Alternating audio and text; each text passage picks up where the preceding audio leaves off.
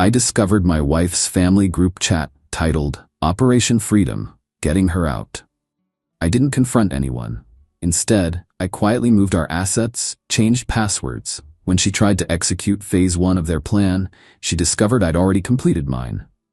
I, 35 male, found the group chat by complete accident 2 weeks ago. My wife, 33, left her iPad on the kitchen counter while she was in the shower. It pinged with a message. The screen lit up. Operation Freedom, Getting Her Out. That was the group chat name, right there on the lock screen notification.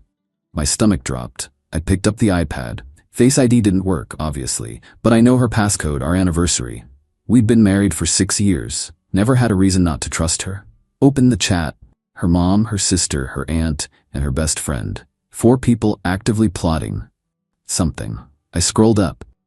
Started reading from about 3 weeks back. Her mom, phase 1, document everything. Photos of the house, car titles, bank statements, anything with his signature. We need proof of what she's entitled to. Her sister, already helping her with that.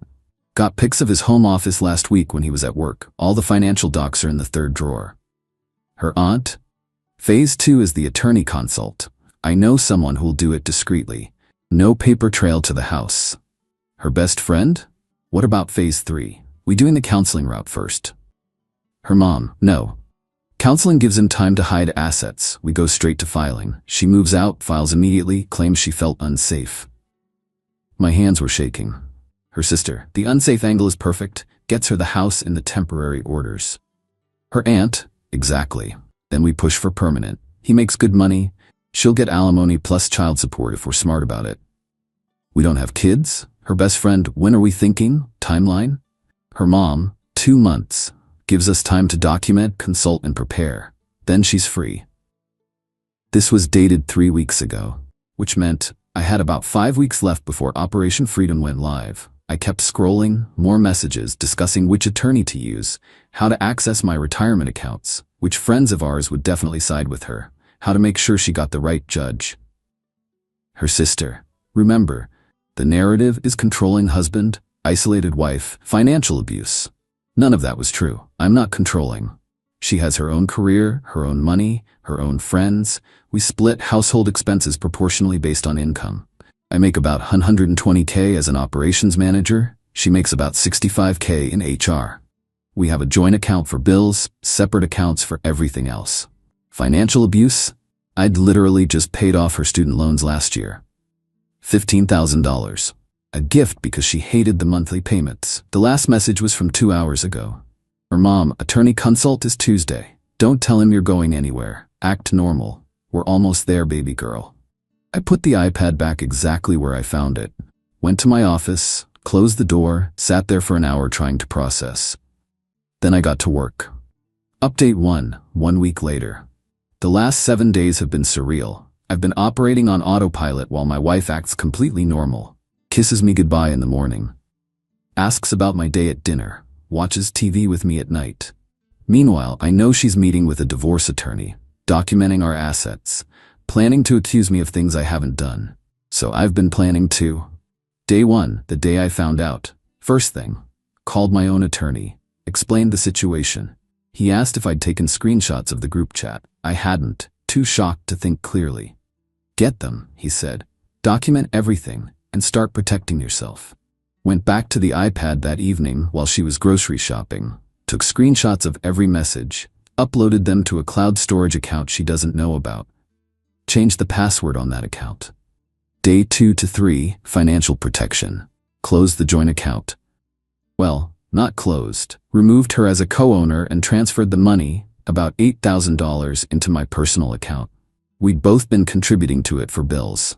Legally ambiguous, but my attorney said it was better than letting her drain it first. Changed every password she knew. Email, bank accounts, investment accounts, credit cards, everything. Called the bank about my retirement account, asked them to put a note on file that no one but me could access or make changes. Changed the password on our home security system. Changed the garage code. Day 4 to 5, asset documentation. Took photos of everything in the house, every room, every item. Time-stamped them all. Pulled all our financial records going back 3 years. Tax returns, pay stubs, bank statements. organized them chronologically, found receipts for the student loan payoff, found the gift letter I'd made her sign for tax purposes. That was going to be useful. Day 6-7, strategic planning. My attorney filed for divorce, not her, me. We filed first. In our state, whoever files first has some strategic advantages, sets the initial narrative, gets to request things first, puts the other party on defense.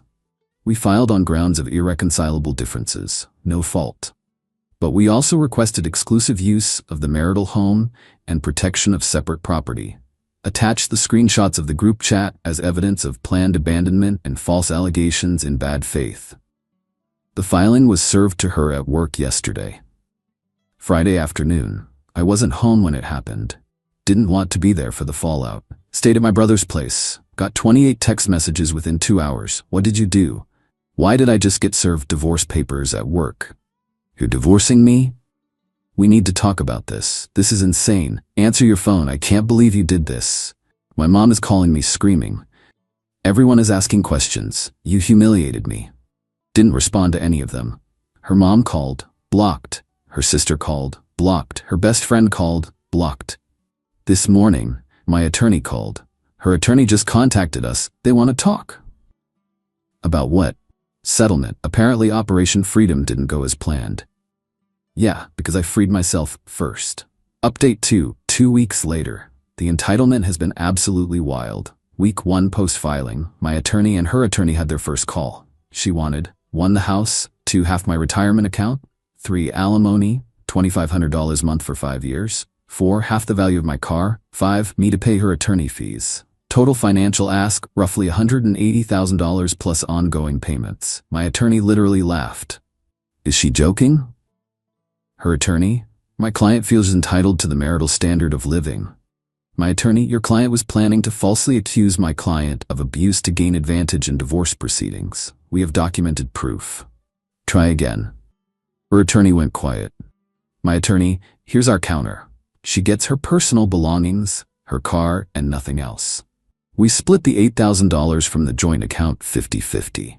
Each pays their own attorney fees. She has 30 days to vacate the marital home, which my client solely owns. Wait, I solely own the house? Turns out, yes. I bought it 2 years before we got married. Never added her to the deed. It was always just mine. I'd honestly forgotten that detail. Her attorney, that's completely unreasonable.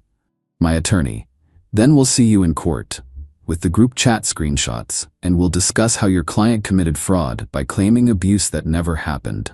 I'm sure the judge will love that. They hung up.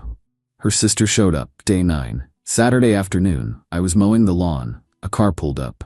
Her sister got out. We need to talk. I turned off the mower. No, we don't. Yes, we do. You're destroying her life. She was planning to destroy mine first. I just got there faster. She wasn't trying to destroy you. She wanted out. You're controlling and suffocating, and she couldn't take it anymore. Name one controlling thing I've done. She couldn't, just sputtered. I'll wait, I said. You track her phone. Life 360. We both have it. For safety, she can turn it off anytime. You won't let her have her own bank account. She has her own bank account, has had one the entire marriage. I've never touched it. You're ruining everything. She had a plan, a way out, and you stole it from her. She had a plan to lie about abuse and take everything I've worked for. Yeah, I stopped that. Cry about it. Her sister got in my face. You're gonna give her what she deserves or what? You'll help her file a false police report too? Go ahead. I have evidence of your whole family plotting this. Try me. She left.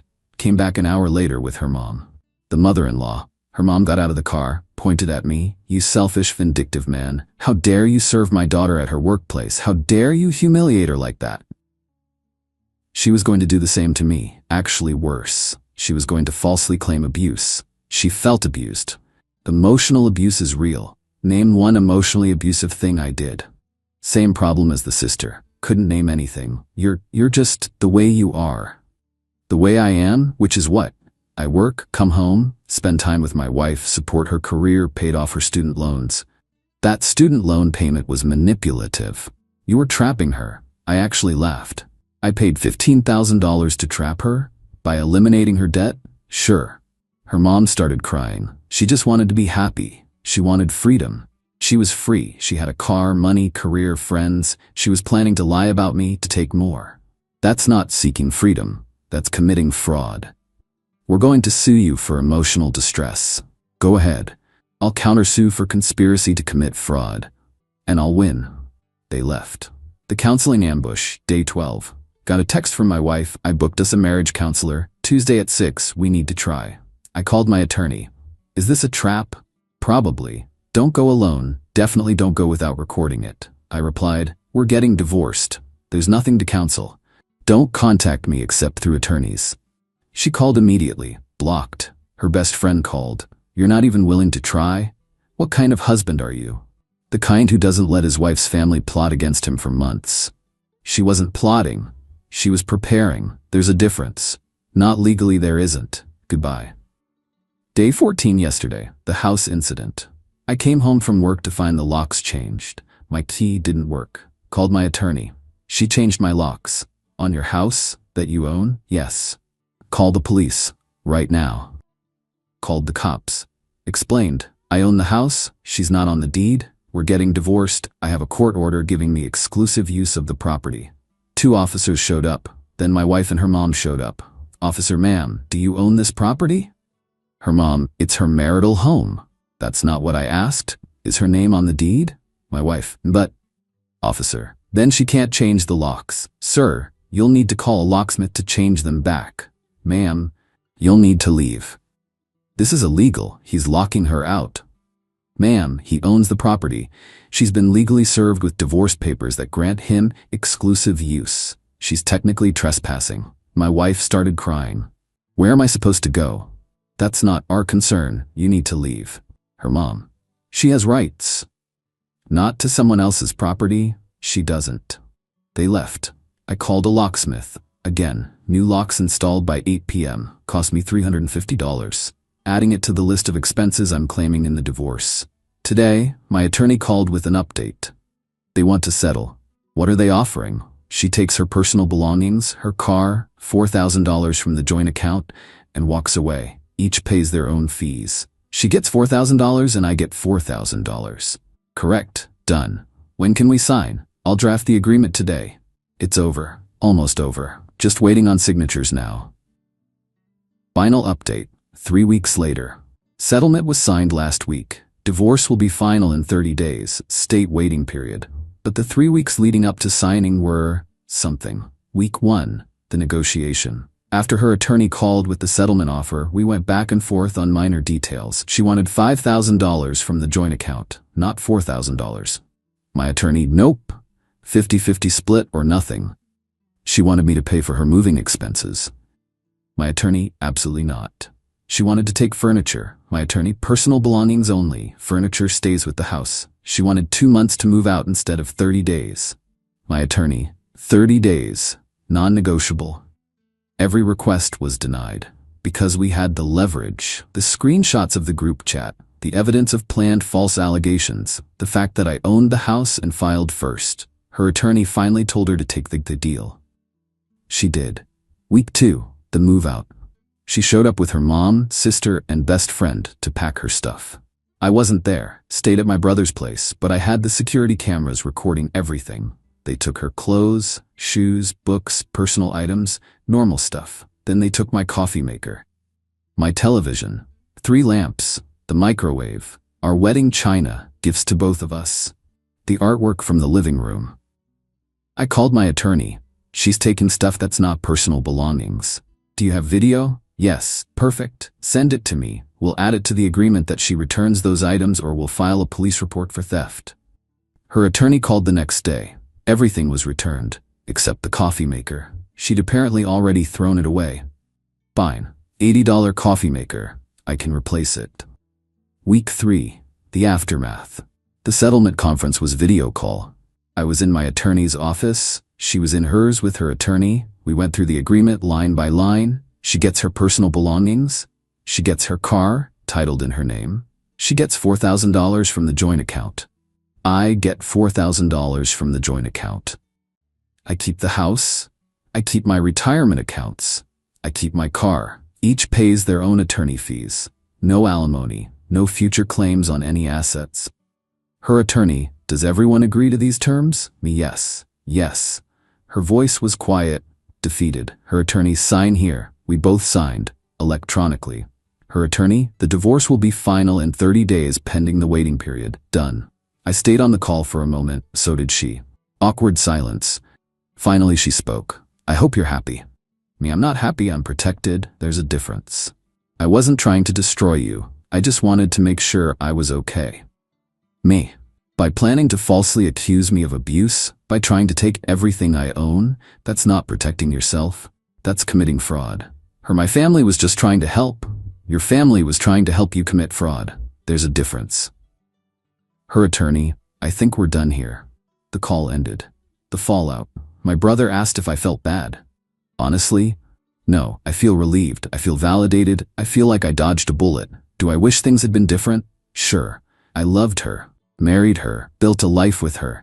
But she wasn't who I thought she was. Or maybe she changed. Or maybe I never really knew her. Her family was always a bit much, over-involved, dramatic. But I thought it was harmless. Turns out they were actively poisoning her against me for who knows how long. Operation Freedom wasn't just about getting her out. It was about taking me for everything they thought I was worth. And they would have succeeded if I hadn't found that group chat.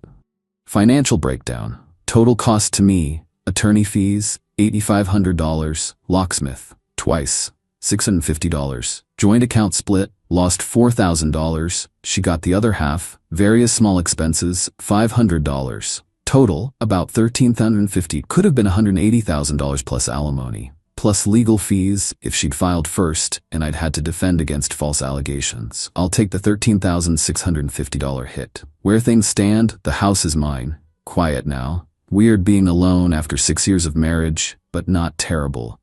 Works fine. Told my boss I was going through a divorce. He was cool about it. Said to take time if I needed it. Haven't needed it yet. My brother's been great. Had dinner with him and his wife twice this week. Normal stuff. Didn't talk about the divorce much. Just hung out. Friends have been supportive. Most of them knew something was off with her family. Nobody knew about the group chat planning though. Everyone was shocked when I told them. Her family, haven't heard from them since the settlement. Good. Her, no contact. Blocked everywhere. Nothing left to say. The lesson. Trust your gut. When something feels off, it probably is. Document everything. Screenshots saved my financial future. Act first if you have to. I filed before she could. That changed everything. Don't confront until you're protected. If I'd confronted her about the group chat immediately, she would have just accelerated her timeline. Instead, I quietly prepared while she thought she had 2 more months. Family isn't always on your side. Her family poisoned that relationship, convinced her she was a victim when she wasn't, encouraged her to commit fraud. That's not support. That's corruption. The irony. Operation Freedom was supposed to free her from me while taking half my stuff. Instead, it freed me from her and a family that saw me as a target. She wanted freedom. She got it. Just not the way she planned. And now I'm free too. Free from a wife who would lie about me. Free from a family-in-law who would encourage her to commit fraud. Free from constantly wondering if I was enough, if I was doing enough, if they approved. I'm good. Not great yet, but good. Better every day. And in 30 days, I'll be officially divorced with my house, my retirement, my dignity, and my future intact. Operation Freedom succeeded after all, just not for who they intended.